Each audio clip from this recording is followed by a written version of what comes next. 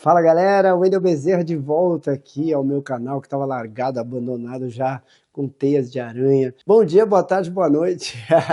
Tô devendo vídeo aqui, tô devendo minha aparição, mas está tudo tão corrido, né? Os meses têm sido meio turbulentos, mas enfim, uma hora eu conto melhor para vocês. O assunto do momento agora que me traz a esse vídeo, eu imagino que muita gente aqui viu, se não viu, vai ficar sabendo agora, né? No Globoplay saiu uma série de 4 episódios onde usaram a inteligência artificial na versão brasileira, porque muitos depoimentos são de pessoas brasileiras, falando em português, mas tem alguns estrangeiros, e aí esses estrangeiros, a versão brasileira deles foi feita através de inteligência artificial, e logo de cara, antes de começar a série, já tem esse aviso, né, dizendo que usaram inteligência artificial, usando a própria voz da pessoa que está falando, né? Então, aquele cara que era, sei lá, francês, no depoimento dele foi usada a própria voz dele, só que falando em português. Então, logo de cara, eu já quero dizer para vocês aqui que esse vídeo eu não estou aqui para descer a lenha no Globoplay, na Globo, nada disso. É mais para a gente bater um papo, fazer uma análise, tentar ver friamente, até porque eu fico numa condição muito complicada, né? Porque ao mesmo tempo em que eu sou ator, em que minha voz está aí, apesar de eu estar rouco, que eu estou saindo de uma gripe, e apesar de minha voz estar aí o tempo inteiro, em tudo quanto é lugar há muitos anos, eu também administro um estúdio de dublagem, ou seja, que lida com vários clientes, né? Então é uma situação delicada e que, na verdade, isso para mim é bom porque isso me traz distanciamento e frieza o suficiente para lidar com o assunto da forma como eu acho que tem que ser lidada. Essa situação, né, que surgiu, talvez seja um marco na história da dublagem, né? A primeira vez que alguém, pelo menos explicitamente, diz que usou inteligência artificial, e é uma empresa grande, né? Uma empresa famosa, de grande penetração nacional. Eu acho que isso deixa claro a importância de haver uma legislação que regule o uso da inteligência artificial. Tudo existe regulamentação, de engenheiro, de médico, para você fazer, sei lá, colocar um poste na rua, existe uma regulamentação para qualquer coisa, porque isso traz segurança jurídica, traz ordem, né? Enfim, protege, às vezes, meio ambiente, animais. Haver uma regulamentação para o uso da inteligência artificial no mercado audiovisual é muito importante, sim. Foi um voice-over. Né? O que é voice-over? Voice-over é aquele tipo de dublagem que ninguém gosta, que na verdade não é uma dublagem. É quando você ouve a voz original e a voz em português por cima. Você ouve as duas coisas, por isso que é voice over, uma voz sobre a outra. Não é dublagem, onde se tira totalmente o som original e você precisa fazer o lip sync, que a gente chama, o sincronismo labial perfeito.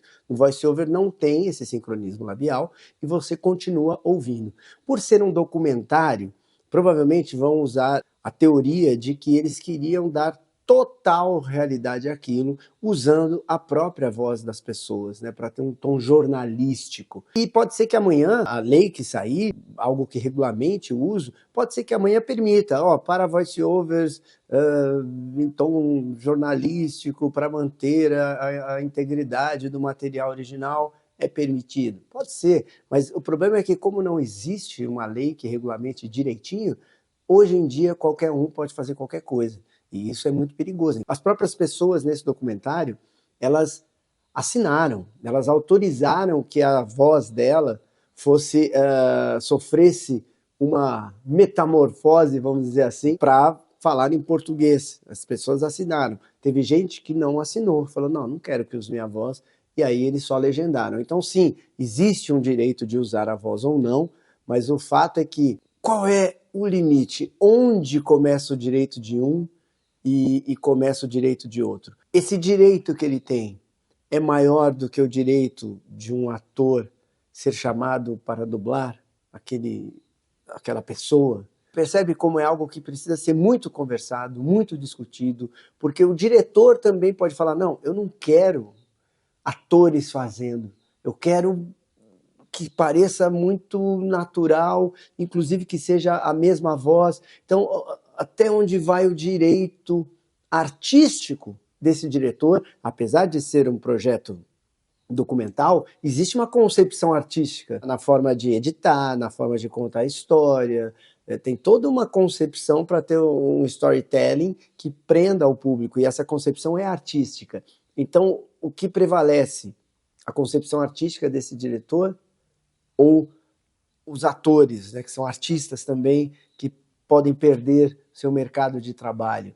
É tudo muito amplo, polêmico. É por isso que existe uma necessidade assim muito latente no momento de se regulamentar.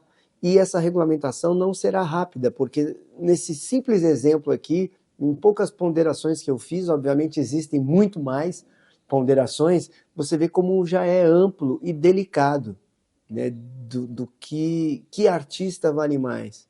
O diretor, o criador, o ator, o dublador, o diretor de dublagem, o que o público quer, o que o público prefere, até quando, até quanto, ou quanto isso vai impactar um microcosmo, né, um mercado que não é só feito de dubladores, né, ele é feito também de técnicos, mixadores, tradutores, produtores, enfim, é uma cadeia enorme de pessoas, são milhares de pessoas, e ao mesmo tempo existem outras milhares de pessoas do outro lado do audiovisual. Eu ouvi gente ponderando, por exemplo, que é para ficar mais barato. De fato, um pouco que eu pesquisei, utilizar a inteligência artificial se torna mais rápido e mais barato. Porém, não dá para usar em tudo. Nesse caso específico desse projeto da Globoplay, acho que não é o caso, porque era muito pouco a ser dublado, era muito pouco. Então sairia barato, provavelmente por ser um projeto diferente, não ia se cobrar como se cobra normalmente, né, no mercado, o estúdio meio que teria que cobrar pelo número de pessoas que utilizou, seria algo certamente barato, possivelmente até mais rápido, né? Não sei como é que foi a utilização, né, dessa ferramenta, então certamente não foi preço, eu acho que foi ou algo conceitual, ou até uma espécie de teste, vamos lançar no mercado e ver o que acontece, ou até, às vezes, uma estratégia de marketing, porque às vezes sabe que aquilo vai gerar uma grande discussão, nós estamos aqui, por exemplo, por conta disso, e é bem provável que teve uma audiência muito maior porque as pessoas queriam ver. O que eu quero ver, como é que ficou e tal. Esse foi um trabalho, por exemplo, que não passou pela Unidub, então eu não tenho grandes informações, né, para compartilhar aqui, para dividir uma opinião aprofundada. Sei que os atores, né, os dubladores estão aí lutando, campanhas, lidando com deputados e tal, para ver, né, se conseguem esse projeto de lei que venha a proteger. Eu não sei exatamente, né, quais seriam as cláusulas, como é que seria esse texto, né, de projeto de lei que proteja o mercado de dublagem, porque acaba que eu não sou muito envolvido nisso, por vários motivos. Um, daquele que eu falei aqui para vocês no começo, né? Para muita gente, eu estou do lado dos atores. Para muita gente, eu estou do lado das empresas. Então, eu fico ali bem no meio e eu preciso proteger também a minha equipe, as pessoas que trabalham comigo. Então, muitas vezes, é melhor, às vezes, eu não me aprofundar exatamente. Acho que é um mercado que, sim, deve ser protegido, assim como muitos outros. Wendel, você está falando isso porque você está nesse mercado. Sim, obviamente, mas muitos e muitos e muitos mercados são protegidos através de regulamentação, né? São atores, levam anos, investem muito dinheiro, às vezes, naquela profissão. Você que é um dublador mais novo ou que está correndo atrás disso, você sabe que precisa investir uma razoável grana para você se formar como ator, se formar como dublador, ir até os estúdios, enfim. Hoje em dia que tem gravação remota, você tem que ter ali um estúdiozinho, né, na sua casa, que funcione minimamente bem, isso vai mais um dinheiro, e fora as outras pessoas, né, que trabalham na área. Então, sim, eu acho que é um mercado que tem que ser protegido, assim como o é na Alemanha, na Itália, na Espanha. Então, não dá nem para dizer que isso é coisa de país de terceiro mundo, porque não é o fato. Nós estamos falando aqui de cultura, acessibilidade e também de respeito a uma categoria que existe aí há dezenas de anos e que, através do seu trabalho, através da voz desses talentos, marcam gerações, marcam momentos específicos e maravilhosos da vida de muita gente e trazem uma alegria, uma nostalgia. E agora, defendendo aqui a dublagem do ponto de vista cultural, o Goku, por exemplo, eu não ficar falando de outros personagens, falar do Goku, que é um personagem que eu faço. Se fizesse o mesmo esquema, usa a voz original e passa para o português, será que o público ia aceitar? Não estou falando por mim, Wendel, poderia ser qualquer outro dublador, mas aquela voz combina com o Goku para o público brasileiro, para a cultura brasileira, para a cultura japonesa, super, né? Super funciona. Agora, para nós, será que a gente não ia achar ruim aqui no Brasil a nossa visão artística, o nosso conceito artístico é um pouco diferente, então é algo que não dá para fazer em tudo o tempo inteiro de qualquer forma. Enfim, é uma coisa que está aí, está batendo na porta, né? Esse avanço da tecnologia, e não tem como impedir, não tem como parar, que cabe a nós atores é saber como fazer parte disso e como se proteger do abuso, do excesso. Com relação a esse projeto específico que passou na Globoplay,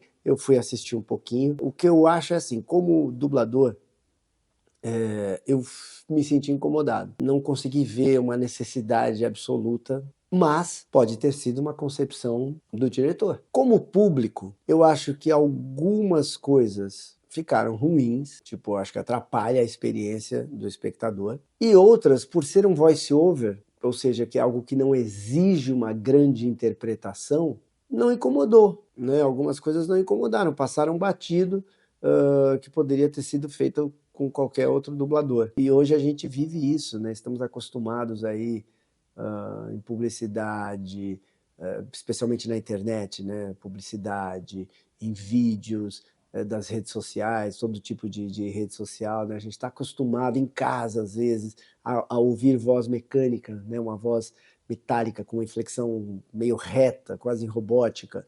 Nós estamos, essa geração está acostumada com isso. Então, eu tenho certeza que para algumas pessoas não incomodou nada, inclusive se não tivesse aquele aviso, ela nem saberia. Mas o mais importante aqui não é o que eu acho, o mais importante é o que você acha. Deixa aqui nos comentários o que você acha do uso da inteligência artificial na dublagem e talvez especificamente mais nesse projeto que o Globoplay colocou e avisou a todos que tinham usado inteligência artificial. E é claro, se você acha que esse vídeo faz sentido, agrega, compartilha com quem gosta de dublagem ou com alguém que você respeita a opinião, para a gente discutir esse assunto, né, de uma forma ampla, de uma forma grande, para que isso vire lei realmente, para que isso chegue de alguma forma nas grandes autoridades desse país e a gente possa manter a inteligência artificial, manter a tecnologia, porque ela está aí, não tem como fugir disso, mas ao mesmo tempo proteger todo o mercado de dublagem e também a paixão daqueles que gostam do produto dublado, que eu sei que são 80% dos brasileiros. Valeu, até mais!